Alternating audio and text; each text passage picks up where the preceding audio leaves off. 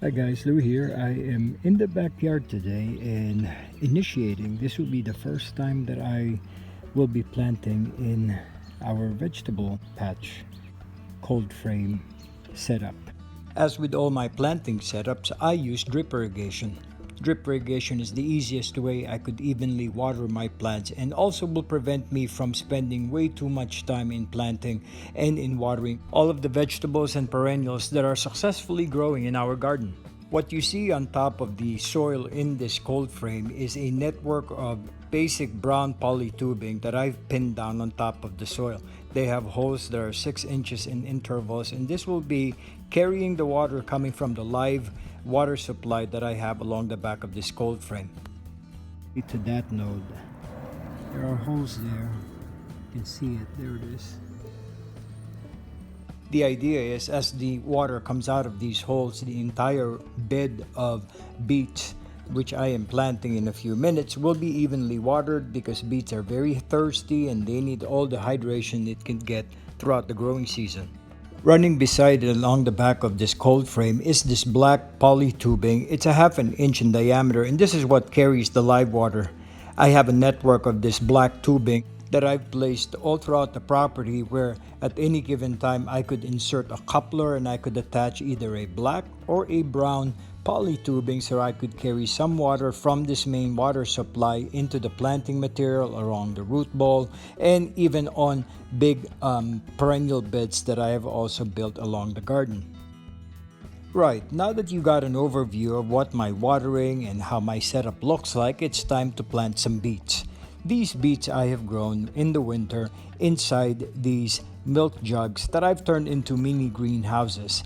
Today is springtime and I wanted to show you what they look like coming from the inside of the milk jugs, and these are the transplants that we will put right on top of the soil in this cold frame. It took about 6 weeks for these little seeds to grow into little transplants since I planted them back in March. Alright, we got the soil in the cold frame ready, the irrigation all set, time to plant some beets. Here's what the seedlings look like when they are planted into the ground. I'm sorry I forgot to turn on my camera planting them in, but it's pretty straightforward. All I had to do was dig in a 6-inch hole, and into the hole I sprinkled a tablespoon of slow release fertilizer. This will be the food that the beets will feed off of throughout the growing season. I watered them in very well, making sure that the soil really collapses and wraps around the seedlings and its roots. And from then on, what I will do is continue to liquid feed it with high potash type of fertilizer. This is the higher third number on the NPK scale that you will see right on the label of each fertilizer, a liquid fertilizer or a soluble that you could get out in the market.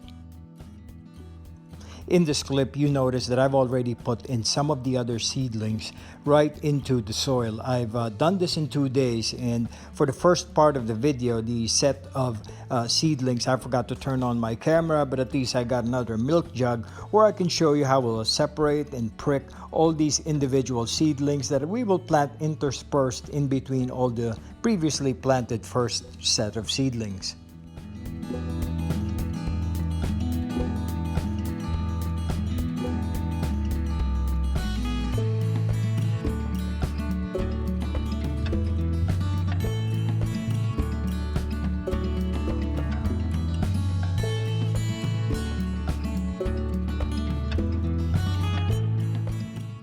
Beetroot is one of the easiest grown vegetables around the garden.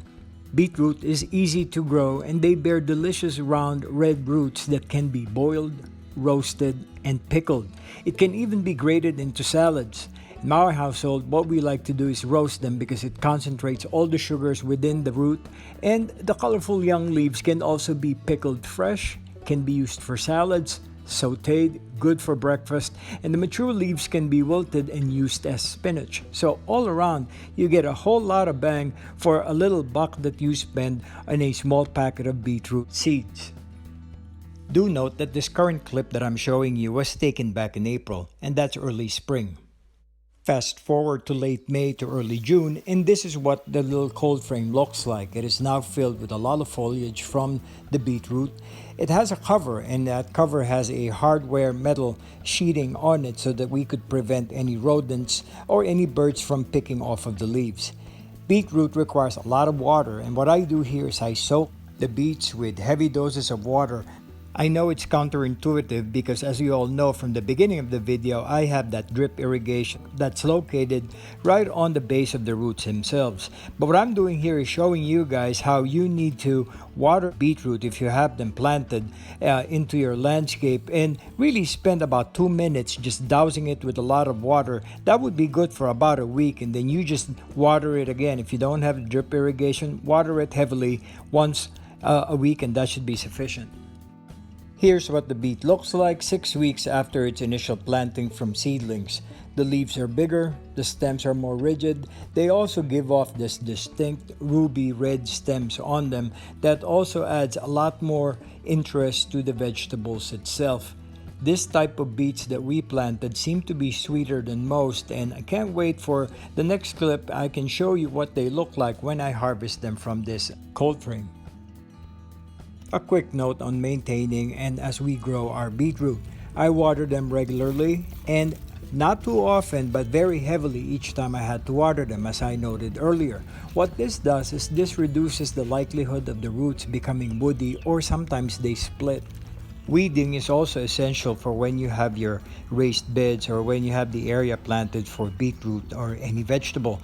What I do here, and it was a blessing in disguise having that hardware cloth on top as a cover, because it reduced the amount of weed seeds that have entered into the planting bed. Was pick a few weeds here and there every time I check on the beetroots, and that really is a convenient thing for me.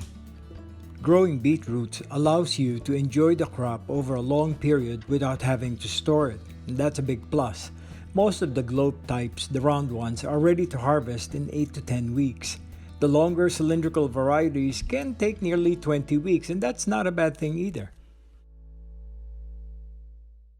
And here we go, guys. After 9 weeks of planting these beetroots from seed up to today, we've now come to the point of harvesting my seed-grown beets.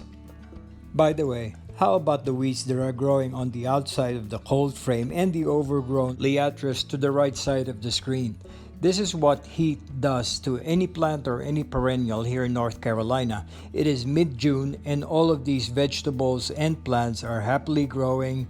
We're just enjoying them, both plants, weeds and all, and this is what summers in North Carolina look like. Now when harvesting beetroot, we grab the foliage firmly when it meets the top of the root and we gently pull.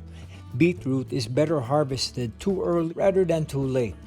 This is because the younger roots are more tender and more flavorful. Now, to be honest, this is my first time to grow them and harvest them. So some of them really are the size of golf balls and some of them are the size of a tennis ball. So no matter between those two sizes, I am okay because I could either boil them and especially roasting all of them so that I could get the best flavor out of this crop.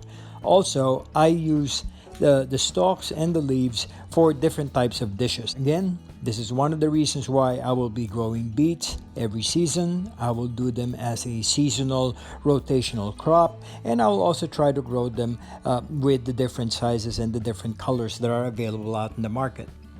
I hope you liked this video today, a basic primer on how to grow beets from seed to harvest. There will be more videos like this that I've compiled throughout the different weeks of planting as I delve into more crops for AcornHill Homegrown.